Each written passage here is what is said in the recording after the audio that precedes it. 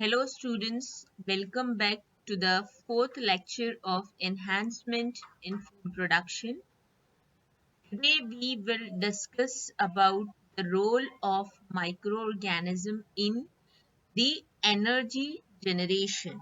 So we all know that we get the energy from the fuels जो हम diesel, petrol, कोल LPG, CNG, gases वगैरह जो use करते हैं, these are all things which gives us energy and we use this energy for the various purpose.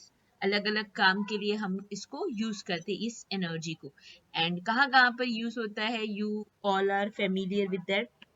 But आपको ये भी पता होगा कि ये जो सारी चीजें हम यूज करते हैं, ये जो सारे एनर्जी सोर्सेज हम यूज करते हैं, पेट्रोल हो गया, डीजल हो गया, कोल हो गया, एलपीजी है, सीएनजी है, और जो भी चीजें हम यूज करते हैं, from where they are coming from the non renewable sources.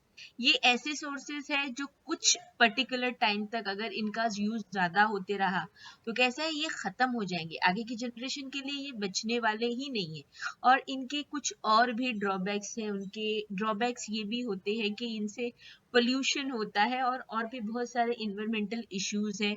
And you all are familiar with all this things. आपने ये सारी चीजें अपनी अर्लियर क्लासेस में पढ़ी ही है. So we need some substitute. की जगह पर हमको एनर्जी जनरेशन के लिए कुछ और सब्स्टिट्यूट्स की जरूरत है. हमें ऐसी चीजें यूज करने की जरूरत है जो कि पोल्यूशन भी कम करे और जो नॉन रिन्यूएबल सोर्स से रिन्यूएबल सोर्स से हमको क्या है, मिलती हो. So there are many developing countries who are encouraging for the installation of biogas plant to meet out the requirement of energy. अब बायोगैस प्लांट क्या होता है, यहाँ पर बायो से ही पता चलता है कि लिविंग ऑर्गेनिज्म को यूज करके जो गैस वगैरह बनाई जाती है, वो गैस जो है उनको यूज किया जा रहा है एनर्जी के लिए, एनर्जी के तौर पर. ठीक है, ये non conventional and renewable sources होते हैं एनर्जी के, और माइक्रो ऑर्गेनिजम्स के फर्मेंटेशन से हमको ये फ्यूल्स जो है वो इजीली मिल जाते हैं. जो बायोगैस होती है, जिसके बारे में आप ऑलरेडी अपने 10th स्टैंडर्ड में पढ़ चुके हो, biogas is a mixture of methane. Methane क्या होता है आपको पता है, CH4. बायोगैस जो होता है उसमें 50 to 60% मीथेन होता है. कार्बन डाइऑक्साइड का रेशियो 30 to 40% होता है. हाइड्रोजन सल्फाइड जो है 0 to 3% होता है. और बाकी की जो दूसरी गैसेस होती है जैसे कि कार्बन मोनोऑक्साइड, नाइट्रोजन, हाइड्रोजन, ये इनके भी ट्रेसेस होते हैं बहुत कम अमाउंट में. It is highly inflammable. Highly inflammable मतलब ये बहुत आसानी से जल जाती है. And it can be use as a source of energy. जो हम लोग कन्वेंशनल एनर्जी के सोर्स यूज कर रहे थे, जो नॉन रिन्यूएबल सोर्सेज से आ रही थी, जो एग्जॉस्ट होने का डर था, जिनसे पोल्यूशन होता था, उनकी जगह पे हम बायोगैस को यूज कर सकते हैं, जो उनसे काफी बेहतर हमको क्या है, रिजल्ट देगा. क्योंकि जो हमारे रिन्यूएबल सोर्सेज है वो कभी खत्म नहीं होने वाले सोर्सेज. जैसे कि बायोगैस जो है बनाने के लिए हम जो मटेरियल्स को यूज करते हैं, प्लांट वेस्ट, एनिमल वेस्ट, जो डोमेस्टिक वेस्ट होते हैं, एग्रीकल्चर वेस्ट होते हैं, म्युनिसिपल वेस्ट होते हैं, फॉरेस्ट्री के जो वेस्ट होते हैं, they are the common raw material which we use for the production of the biogas. And these are all easily available and renewable sources. इनके खत्म होने का कोई टेंशन नहीं होता है. कैटल डंग, जानवरों के जो वेस्ट होते हैं, उनको कॉमनली यूज किया जाता है for the biogas production, because it is rich in the cellulose from the plant, और जिनसे एनर्जी प्रोडक्शन जो होता है वो बहुत ज्यादा इजी हो जाता है. So here you can see the one model of the biogas plant. ये एक रफ मॉडल है बायोगैस प्लांट का. जो मोस्ट कॉमनली यूज मॉडल है बायोगैस प्लांट के लिए वो है K4C IAR1. यहाँ पर आप देख सकते हो कि ये जो है ऐसा होता है, यहाँ पर ये जो डंग वाटर वगैरह लिखा है यहाँ पे, या जो चार्ज पिट है, यहाँ पर जो भी हम यूज करते हैं raw material for the production of the biogas, जिसमें हम लोग काउ डंग को यूज कर सकते हैं, एनिमल वेस्ट को यूज करते हैं, प्लांट वेस्ट को, फॉरेस्ट वेस्ट को, उनको सबको वाटर के साथ में क्या किया जाता है, मिक्स किया जाता है, स्लरी बनाई जाती है।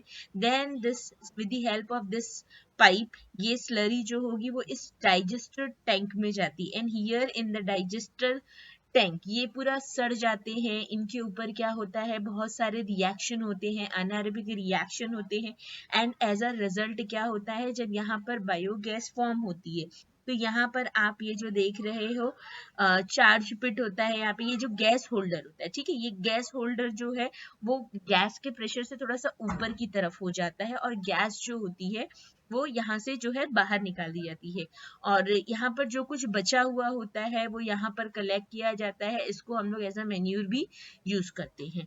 So a typical biogas gas plant using cattle dung as a raw material consists of a digester and gas holder। ये digester होता है, ये हमारा gas holder होता है। digester जो होता है वो concrete bricks और सीमेंट या स्टील का बना हुआ होता है। सिलिंड्रिकल गैस होल्डर होता है और गैस टैंक होता है, इसके ऊपर ये गैस को कलेक्ट करता है। जब गैस फॉर्म हो जाती है तो यहाँ से गैस जो होती है ऊपर की तरफ जाती है, और ये पाइप के थ्रू जहां भी हमको पहुंचाना है उसको पहुंचा सकते हैं। Digester has a side opening, ठीक है, यहाँ पर आप देख सकते हो कि ये डाइजेस्टर जो होता है इसकी साइड ओपनिंग होती है, जिसमें रॉ मटेरियल ये चार्ज बिट यहाँ पर, ठीक है, यहाँ से काउ डंग वगैरह जो होता है, जो भी वेस्ट मटेरियल होता है वो इसके अंदर डाला जाता है। What are the process which is responsible for the formation of the biogas? Biogas बनने के लिए मेजर जो होते हैं, there are three process। सबसे पहला होता है hydrolysis, second one is the acidogenesis, and the third process is the methanogenesis. What is happening in the hydrolysis और सेल्यूबलाइजेशन, यहाँ पर जो हमारा रॉ मटेरियल होता है, whatever it is, cattle dung और you can say forest waste है, या म्यूनिसिपल वेस्ट है, हाउस होल्ड वेस्ट है, एग्रीकल्चरल वेस्ट है, they are mix with water in equal proportion. उनको वाटर के साथ में इक्वल प्रपोर्शन में मिक्स किया जाता है, उसकी स्लरी बनाई जाती है, फिर इसको जो है वो डाइजेस्टर जो होता है उस डाला जाता है, जैसे पीछे आपने देखा है। या इनके अंदर जो है ऑलरेडी क्या होता है, अनएरोबिक बैक्टीरियाज प्रेजेंट होते हैं। अनएरोबिक बैक्टीरियाज किसको बोलते हैं, यू ऑल नो, जो ऑक्सीजन की एब्सेंस में जिनके अंदर क्या होता है, रेस्पिरेशन होता है, उन्हें हम लोग अनएरोबिक बैक्टीरिया कहते हैं। तो एग्जांपल्स क्या है यहाँ पर हमारे पास अनएरोबिक बैक्टीरिया की, क्लोस्ट्रीडियम स्यूडोमोनास, ठीक है। ये क्या करते हैं, ये जो हमारा रॉ मटेरियल है वाटर के साथ मिक्स होकर जो सैलरी बन गई है, ठीक है, उसके अंदर जो कार्बोहाइड्रेट होता है उनको हाइड्रोलाइज करते हैं, ब्रेक करते हैं, यू कैन से सिंप्लीफाई करते हैं इनटू द शुगर और प्रोटीन्स, फिर प्रोटीन से अमीनो एसिड में, लिपिड्स को फैटी एसिड्स में क्या करते हैं ये लोग, सिंप्लीफाई करते हैं या फिर ब्रेक करते हैं, ठीक है। कार्बोहाइड्रेट का सिंपल फॉर्म क्या है, शुगर है। प्रोटीन का सिंपल फॉर्म क्या है, अमीनो एसिड है। लिपिड का क्या है, फैटी एसिड है। तो ये जो अनएरोबिक बैक्टीरियाज होते हैं वो क्या करते हैं, ब्रेक डाउन करते हैं कॉम्प्लेक्स जो हमारा ये होता है मटेरियल्स होते हैं, कार्बोहाइड्रेट, प्रोटीन्स एंड फैट्स, उनको क्या करते हैं, सिंपल उसमें कन्वर्ट करते हैं। The second step is the acidogenesis. What is happening in this stage? Anaerobic acidogenic bacteria which are present in the celery, ठीक है, कन्वर्ट करते हैं सिंपल ऑर्गेनिक मटेरियल्स को एसिड में। अब यहाँ पर जो सिंपल ऑर्गेनिक मटेरियल्स हमको मिले हैं, sugar, amino acid and fatty acids, उनको ये क्या करते हैं, ये जो एसिडोजेनिक बैक्टीरियाज होते हैं वो उसको किस में कन्वर्ट कर देते हैं, उसको ऑर्गेनिक मटेरियल से किस में कन्वर्ट कर देते हैं, एसिड्स में कन्वर्ट कर देते हैं, like formic acid, acetic acid, carbon dioxide and hydrogen में इसको कन्वर्ट कर देते हैं।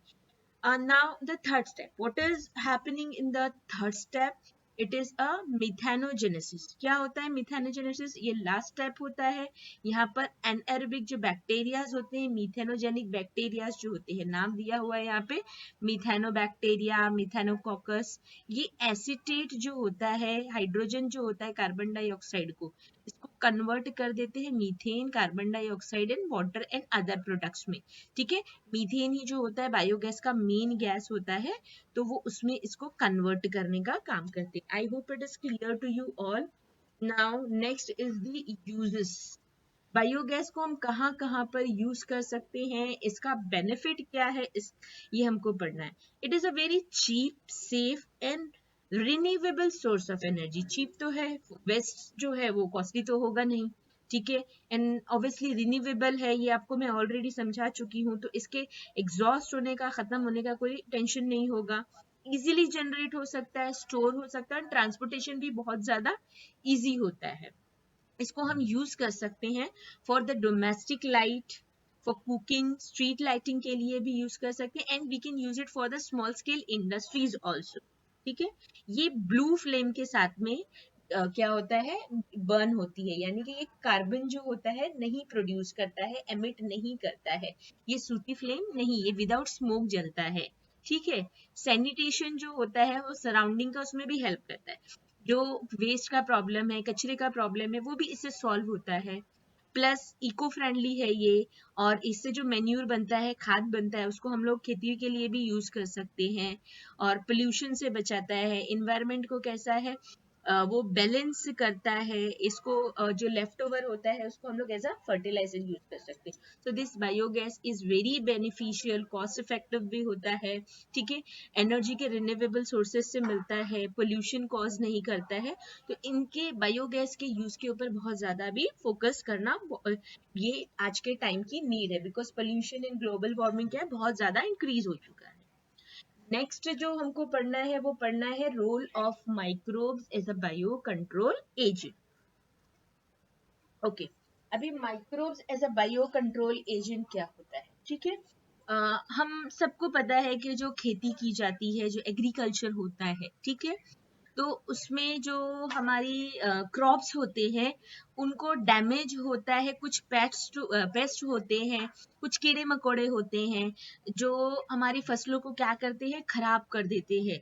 तो उनको फसलों को बचाने के लिए, हमारे क्रॉप्स को बचाने के लिए जो फार्मर्स होते हैं वो क्या करते हैं, वो केमिकल्स का यूज करते हैं, केमिकल स्प्रे वगैरह करते हैं, and this chemicals are harmful. But ये जो ये कंट्रोल एजेंट्स जो है बहुत जरूरी होता है, इनको ये जो भी क्रॉप्स को हार्म करने वाले जो बायोटिक एजेंट्स हैं उनको कंट्रोल करना भी बहुत जरूरी है। तो now we know many micro organisms जिनका यूज करके हम क्या कर सकते हैं, इनको इन माइक्रो, ये जो बायो एजेंट्स होते हैं जिनसे हमारी क्रॉप्स डैमेज होती है, उसको डिसीज कॉज होता है जिसकी वजह से उसको क्या कर सकते हैं, हम लोग कंट्रोल कर सकते हैं। इससे हमको इन्वायरमेंटल इश्यू भी नहीं होगा, हेल्थ के लिए भी हैजार्डस नहीं होगा, क्योंकि केमिकल्स का यूज नहीं होगा। तो इसी के बारे में पढ़ना है, कौन से माइक्रो ऑर्गेनिजम्स कौन कौन से बायो एजेंट्स को कंट्रोल करते हैं।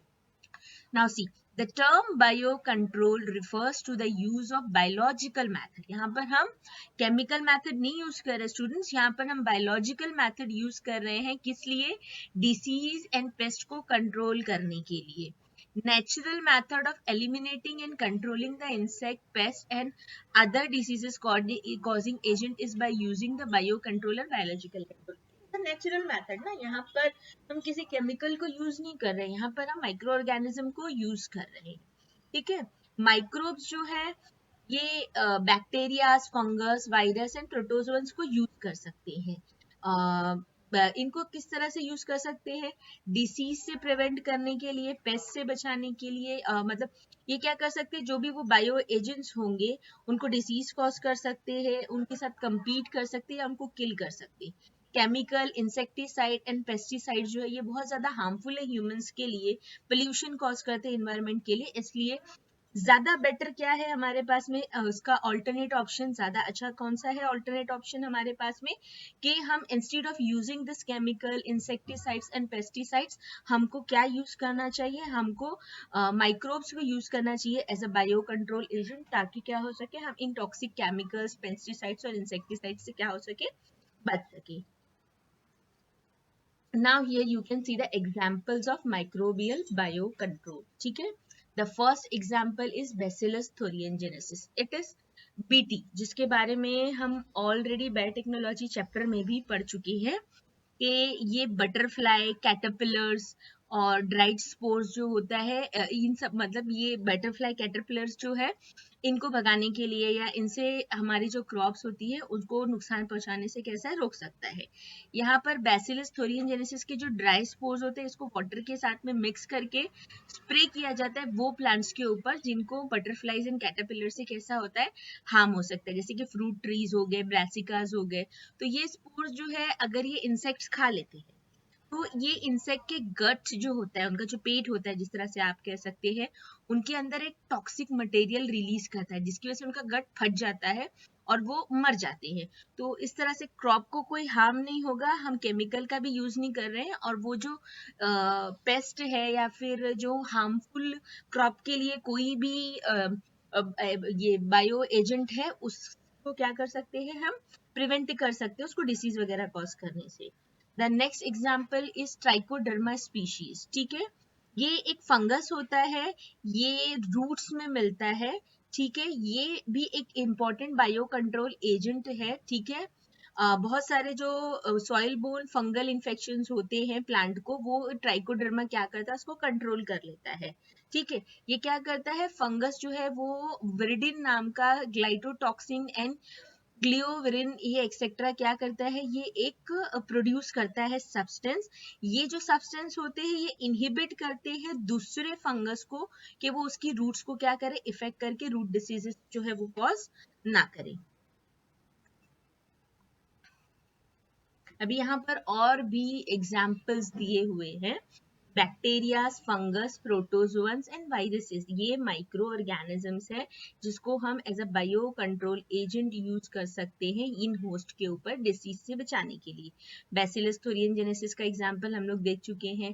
ठीक है, ये किस लिए यूज किया जाता है, कैटरपिलर से बचाने के लिए, फ्रूट्स वगैरह को।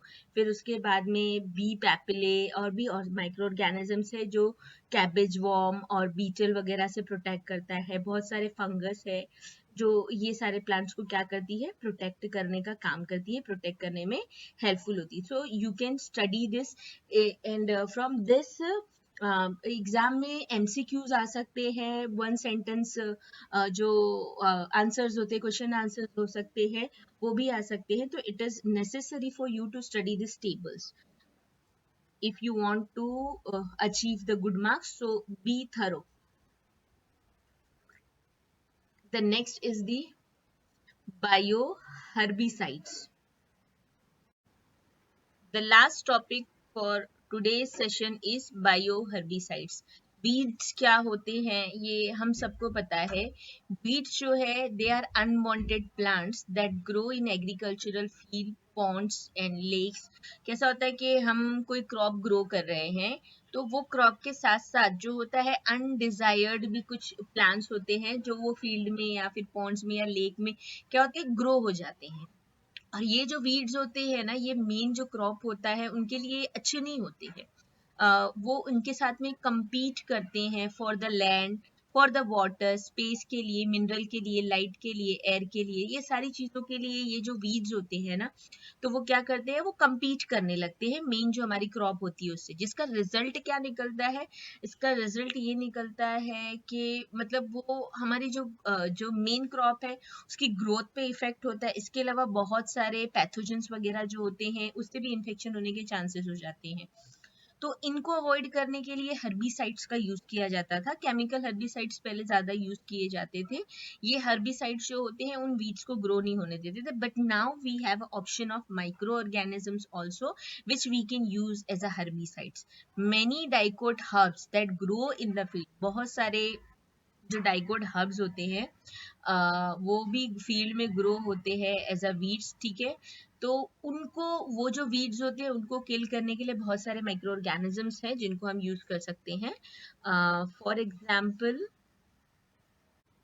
here you can see the examples of few fungi और fungus which we can use as a herbicides।